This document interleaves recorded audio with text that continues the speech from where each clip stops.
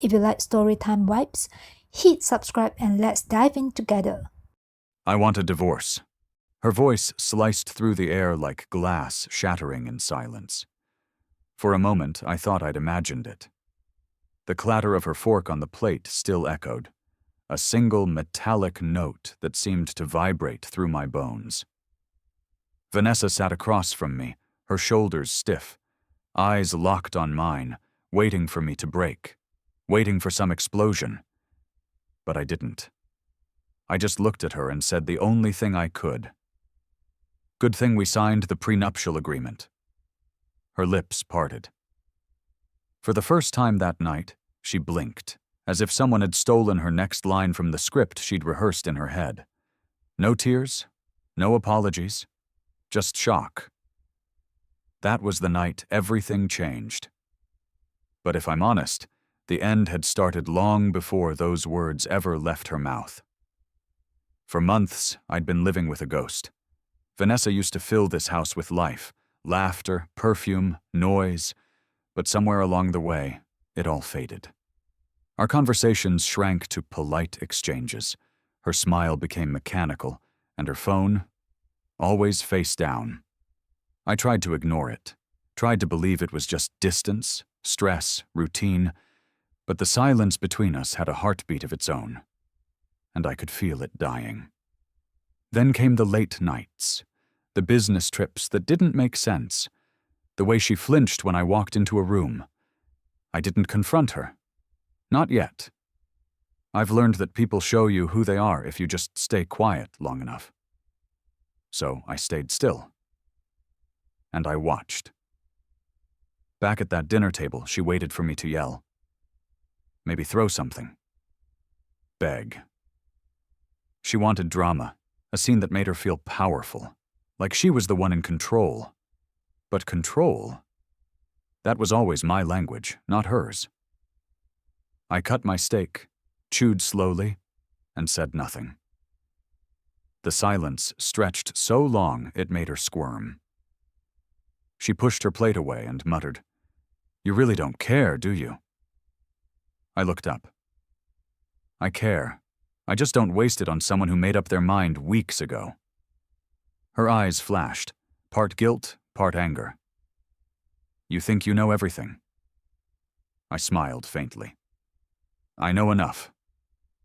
The next morning, she left early, saying she needed space.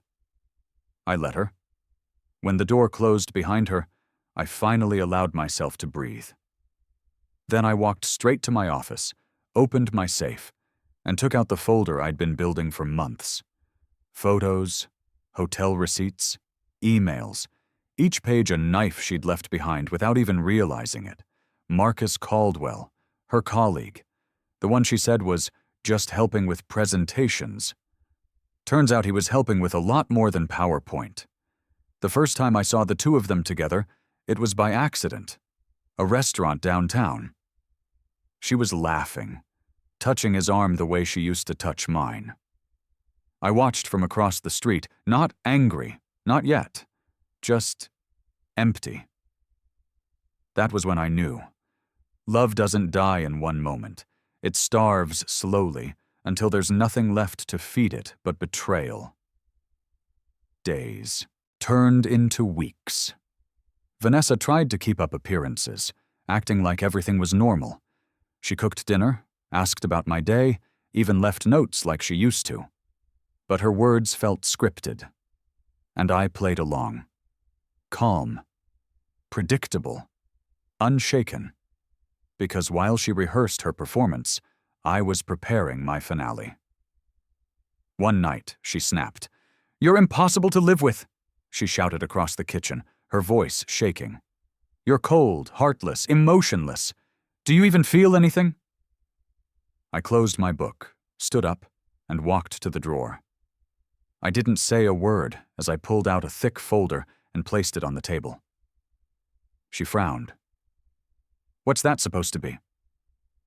"The script," I said softly. "You've been rehearsing it long enough?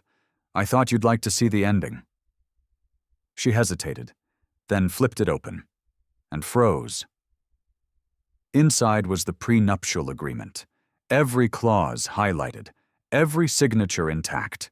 Complete separation of assets, no spousal support, exclusive ownership of my properties and company. Her face went pale. "You think this will protect you?" she hissed. "I'll find a way around it." I leaned back. "I already sent everything to Diane Mitchell." Her breath caught. "Your lawyer? That pitbull woman who never loses?" I finished for her. "Yeah, that one." She stared at me, speechless. "This is just the beginning," I said quietly, turning away. "You want it out, Vanessa. Let's see how far you can go." The following weeks were a slow-motion collapse. She went from smug to desperate. I watched her visit lawyer after lawyer, trying to find a loophole in the contract. None could help. "It's airtight," they told her. And every time she came home, her confidence shrank a little more. Sometimes I'd find her sitting on the couch, staring into space. I almost felt sorry for her, almost. But then I'd remember every lie she told me, every text she sent Marcus while lying in our bed, and the sympathy disappeared. The court hearing came faster than she expected. That morning she walked in dressed like victory itself. Pearls, tailored suit, chin high. She wanted to win with performance, not truth. She spoke beautifully. Tears in her eyes, tremble in her voice. She told the judge how she had sacrificed everything for me, how I'd neglected her, how she only wanted what was fair. Even I almost believed her. Then it was my turn. I stood, opened my briefcase, and handed the judge a thick dossier. "Evidence," I said. The courtroom went silent as the judge flipped through the pages. Photos, texts, hotel records, Vanessa's affair with Marcus laid out like a crime scene. Her face drained of color. Her perfect composure cracked. The judge looked up. "Mrs. Vanessa, do you confirm your extramarital relationship with Mr. Marcus Caldwell?" The silence that followed was heavier than any scream.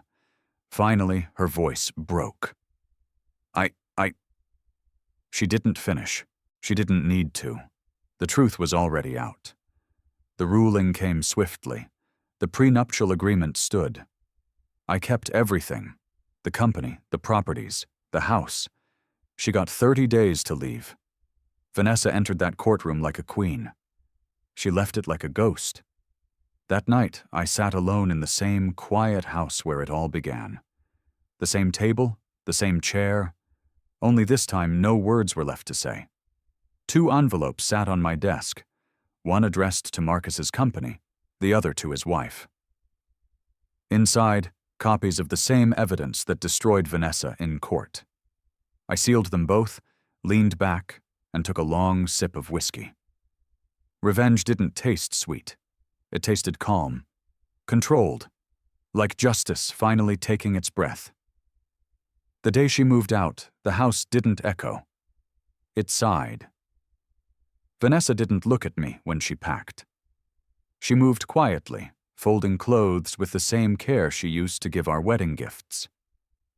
Maybe she thought if she stayed calm, it would hurt less.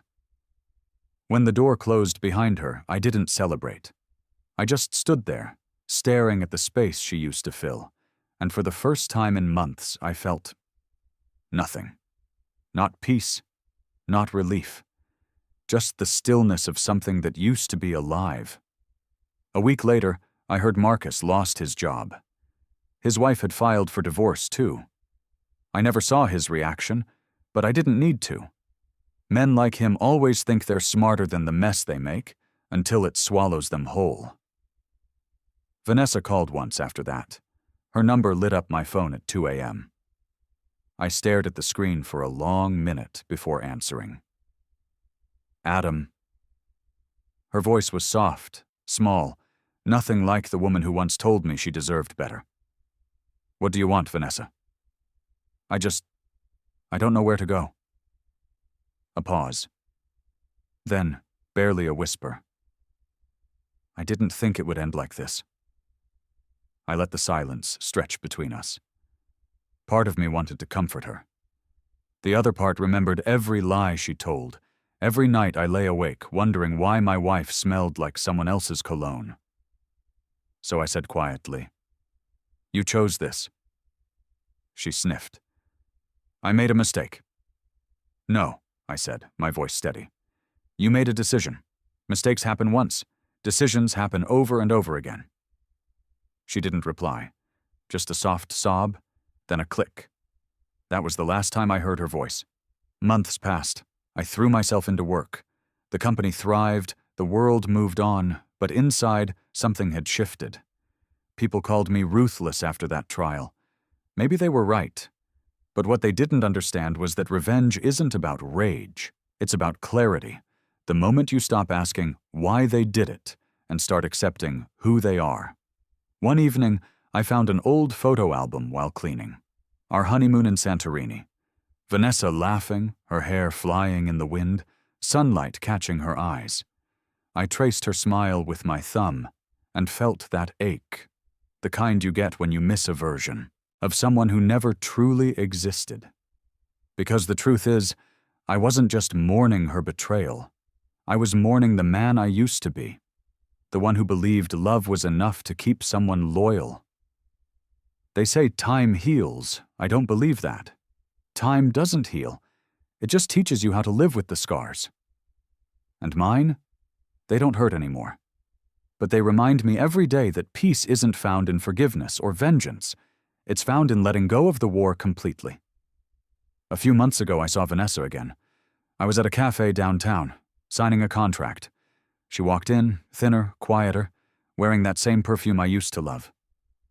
Our eyes met for a second. She froze. I didn't. I nodded politely. She tried to smile, but her lips trembled.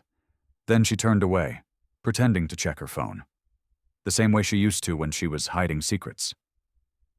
And that's when I realized something. I wasn't angry anymore, not even bitter, just done. Because once you stop chasing closure from the person who broke you, you finally understand. The closure was yours to begin with. That night, I drove home, opened a bottle of whiskey, and sat on the balcony watching the city lights flicker below. For the first time in a long time, the quiet didn't feel empty. It felt earned. And maybe that's the real revenge, not making them suffer, but walking away untouched while they're left to live inside the wreckage they built.